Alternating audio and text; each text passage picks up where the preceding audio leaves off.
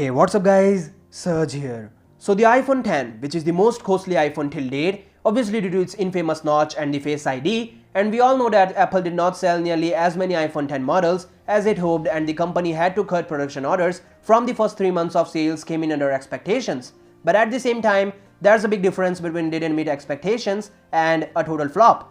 According to a new report from analysis firm Counterpoint, the iPhone 10 alone accounted for 35% of total smartphone industry profits in Q4 2017, with Apple capturing 86% of the industry profit, with just 14% of the profit left over for Android manufacturers. That means the iPhone 10 alone accounted for 3 times as much money as the total profits from Samsung, LG, Sony, HTC, OnePlus, Huawei and Xiaomi combined. And now after this, Apple is planning to introduce their next iPhone series, which include an iPhone 10 SE, iPhone 10 2, iPhone 10 Plus and the iPhone SE 2. While the next top-of-the-line iPhone models will likely be at least as pricey as the iPhone 10, Apple may be introducing iPhone 10 at lower price too. According to the KGI Securities analyst Ming-Chi Kuo, the 6.1-inch LCD iPhone introduced this year could feature support for dual SIM technology and be priced as low as $550.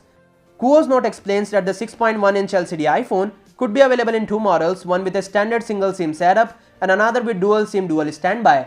Kuo further says that Apple will add dual SIM technology for the 6.5-inch OLED iPhone, but it will not come to the 5.8-inch OLED iPhone. As for the price, KGI says that the new dual SIM iPhone could create another price segment for the iPhone, that is, the single SIM model could sell for $550 and $650, while the dual SIM model would sell for $650 and $750. He also predicts that Apple could sell between 100 million and 120 million units between the third quarter of 2018 and the third quarter of 2019.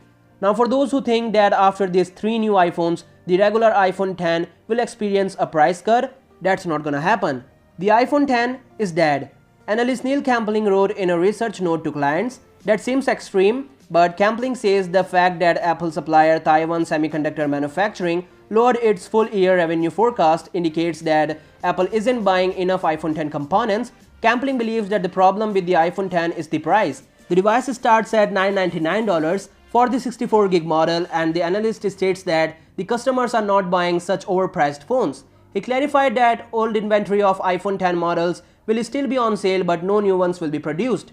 Additionally, Apple will be introducing the iPhone SE 2 earlier than expected. The new details come from Eurasian regulatory filing pointing to a fresh set of iOS 11 devices ready to launch. Apple recently registered unreleased iPhone model numbers with this organization, and the devices typically appears in this database about a month before the product ship, and this listing was posted 2 days before, indicating an early iPhone launch could be either May or June.